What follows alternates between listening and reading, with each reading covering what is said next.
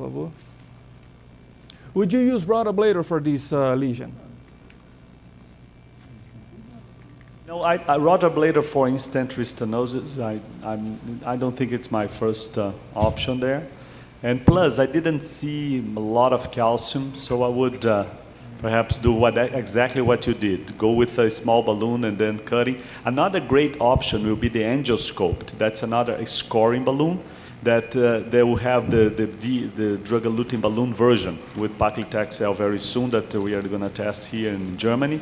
So I think that for in-stent restenosis, to have a scoring balloon that will avoid perhaps the watermelon seed effect, delivering drug, I think it's going to be a good option. What do you think, Steve? Well, I think I agree with the rotablator. We tried that a decade and a half ago. Really no benefit to that in this situation. But I like the idea of combining a scoring balloon and drug elution off of that if we're going to use balloon related. I think you get two mechanisms, both of which are likely to be beneficial. Some suggestion that you may get even more benefit from the scoring balloon with drug elution as well. Yeah. So Pedro, tell us what you're doing there. Yep. Okay. Then we did the pre-dilatation with the cutting balloon. Can you show that, Eduardo, please? Can we have the angel, please? Yeah. Okay. First, we tried to cross the lesion with an OCT catheter. Couldn't cross. Then we have the CSET machine, frequency domain here in the country over only a couple of weeks back. We tried to cross the lesion with the OCT to see the aspect from OCT, but we couldn't cross. Go ahead. That's the IVUS. You have already seen that. Pode ir. Mais uma. Oh yeah, that's the cutting balloon. Next, we have a wire.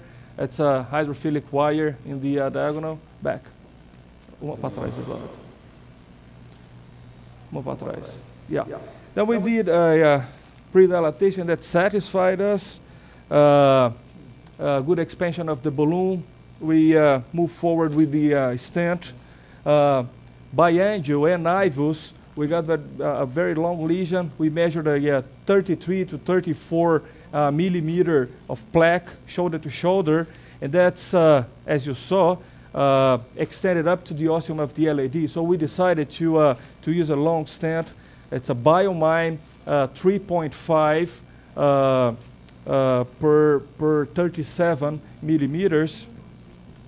You know, the biomime is a sirolimus eluting stent with very thin struts. Can we show the stent crossing the lesion? Came back to the ostomy of the LAD. Yes. I noticed you didn't use a wire in the circumflex. You felt comfortable that you didn't need to protect this dominant circ? Mm-hmm. No, because can we go back to the spider view, please? We were much confident that we could place a stent in the ostium of the LAD without injuring the ramus and the circumflex. So yeah, we didn't use a wire to protect the LAD or the ramus. Only the distal bifurcation of the LAD. Totally comfortable with this intermediate lesion in the circle. If you go back to the spider, because I thought that there was like a 60%, 70% stenosis in the left circ. Would you evaluate that after that with perhaps IVUS FFR, or you think that's a true intermediate or mild lesion? You see there? At least from Alex, here it looks a little. We are going to do that. Yeah, can you go backwards to the first spider view? You will see that it's not so tight. That was during the test. You see here, but we are going to evaluate that. I'm going to treat the ramus first, and then go back to the circumflex. We'll do that. Yeah. Those are always very difficult to assess, aren't they, when they're just sort of mid-range stenosis? Next one. So that's the positioning of the stent. Next, please. We knew up front that the LAD was 3.3 distally and almost 4 proximally. So we decided to use, we did a nice pre-dilatation, so we decided to go for a 3.5 and deliver at the nominal pressure, and then post-dilate to adjust for the tapering. So I didn't do any IVUS after implantation. Pode ir. We decided to implant the stent and then do the post-dilatation with the balloons that we decided from the IVUS, and then do an IVUS after the post-dilatation. It's a quantum 3.5, 14 atmospheres distally, and proximally we went up to 26 atmospheres. Can we show the IVUS pose, please? Choice in this situation that you really go up with the pressure. Yeah. Yeah. Looks good. Yeah, I mean, you have both calcium and a prior stent there, so Yeah. you're going to take a lot of expansion. Yeah. So this is the BioMime stent, just for those who are not very familiar with this stent. It's a new stent that has been approved here in Brazil. It's from Mary Life Science. It's a combination of a very thin cobalt chromium platform with a bioabsorbable polymer releasing sirolimus. So it's a 60 micron, so it's very thin strut. And has this hybrid design because it's closed cells at the edges and open cells in the middle.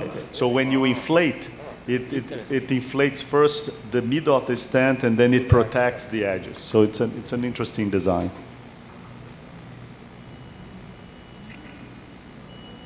It's a long run. It's a 37 millimeter stent. I don't see any under expansion or incomplete apposition there. Do you want to comment about the IVUS, Pedro? You see the IVUS, you know, Alex, we are trying to simulate here what we do in real life. We use IVUS very often, and we use it in a very practical way. So we don't do IVUS. We only do IVUS when we have doubts. Yeah, it looks beautiful, and I saw that the stent is perfectly positioned. If you repeat the very two last frames from IVUS, you see that it lands at the ostium, and there is like 2 or 3 struts go inside the left main, which is just perfect. So I thought that if go all the way close to the edge, so we don't see the whole IVUS. That's our feeling too. Yeah, I think it was a perfect position. And you see here that we only did the IVUS after post-dilatation because we decided to go first for the post-dilatation anyway, and we selected the balloons based on the baseline IVUS, and only after the finishing the job we did the IVUS to check what we did. And we think that it's a nice result from an angiographic point of view and an IVUS point of view. We haven't seen the angio. Can we move to the angio, please?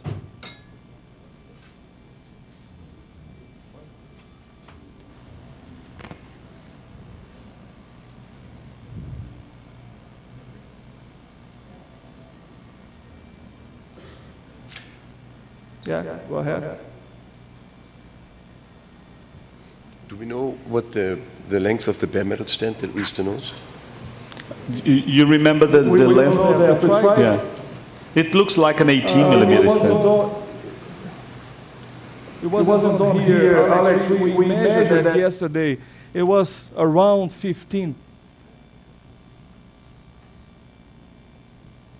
It's a beautiful result, I thought, by IVUS and by angio. I don't know if you can give us the final angio, but I think it would be nice now to go to the Ramos, right? Yep. So Pedro, what was the length now we of had the? To adjust a little bit. 37. We had to adjust a little bit the ostium of the diagonal. We recrossed with the Fala, nitrophilic com Pedro guide mesmo, eu wire queria next. dizer isso pro Williams. The wire coming out, the previous wire, next one. Imagem. Next one.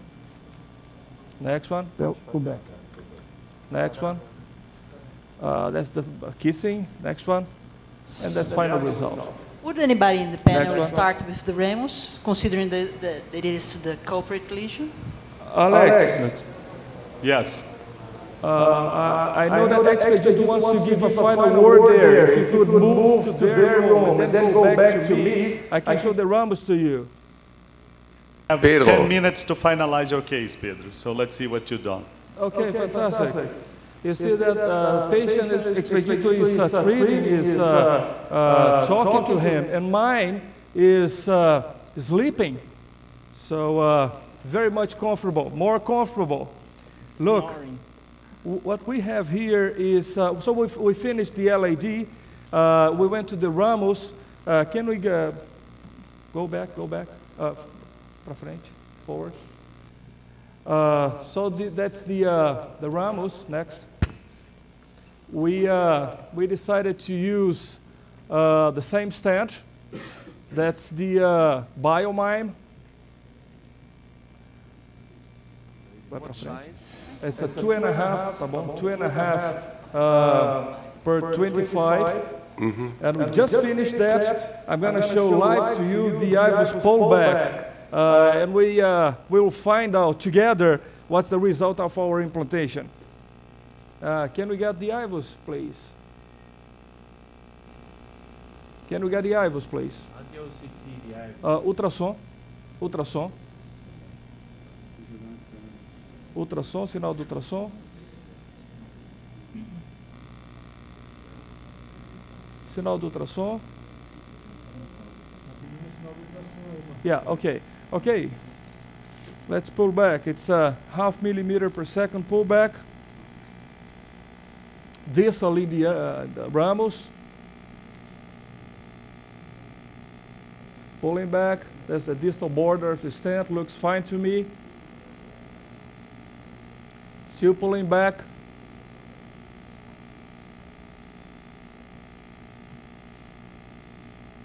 Nice position. Seems to be well expanded to me.